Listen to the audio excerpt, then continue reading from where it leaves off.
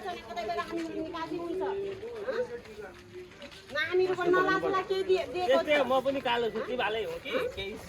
बिस्तारै हुन्छ बिस्तारै कहिले हुन्छ त बिस्तारै त हामी बिमारी भएर जसुको भएर हामी मर्ने कसैले 1 रुपैयाँ पति आउँदैन अहिलेसम्म हामी नेतृत्वमा पनि आएको छैनौँ नि त दिदी यो पार्टी नेतृत्वमा आएको नेताहरू त्यस्तै भन्छ जब 14 वर्षसम्म हामी ब्याङ्कमा बसेर हाम्रो बुढो हेर्नु अवस्था कस्तो छ हामीहरुको नोकरी चाकरी केही छैन कहाँबाट ऋण तिर्ने जति तिर्न सकेको तिरेको छु नयाँ पुराना गरेर हामी बिस्तारै ऋण तिर्छु त्यो ब्याङ्कवाला मानिराखेको छैन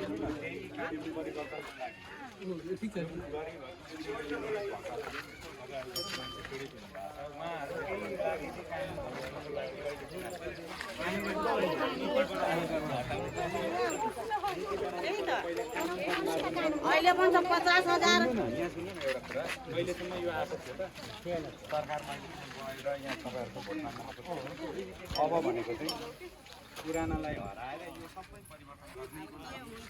भन्नलाई त त्यो नेताहरू त्यस्तै भन्छ भनेर गएपछि जितेर गएपछि मुख पनि हेराउँदैन गरिब जनतालाई केही काम गरे भने गयो भने मलाई यो काम गरिदिनु भन्छ भोलि आउनु पर्सि आउनु पनि आएको थियो नि हर्षावाला मैले भने उले के भन्यो जितेर गएपछि संसद हलाउँछु जितेर गएपछि कहिले पनि जितेको मान्छे अहिलेसम्म आएको छैन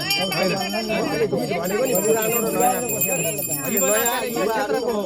अहिलेसम्म मुख्य नेता आएको छैन त्यसलाई त विकास गर्नु भनेको छैन मुख्य खर्च पनि आएको छैन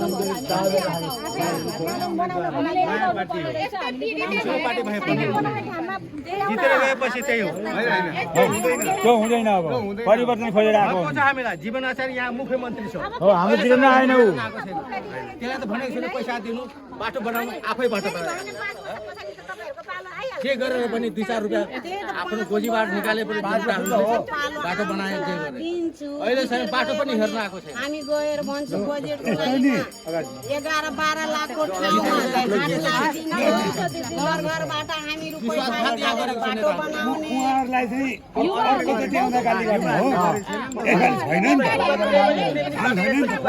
उहाँहरूले पटक विश्वासघात गरेको हुनाले हामी युवाहरू आउनु परेको युवाहरूले चाहिँ मौकै पाएका छैनन् बाहरूले विश्वासघात गरेर हामीलाई सबैको विश्वासघात गरेको कि उहाँहरूलाई चाहिँ अर्कोचोटि आउँदा गाली गर्ने हो क्या केही गर्नु भएन भने तपाईँहरूले मौकाले काम गर्न पाउनुहुन्छ अर्को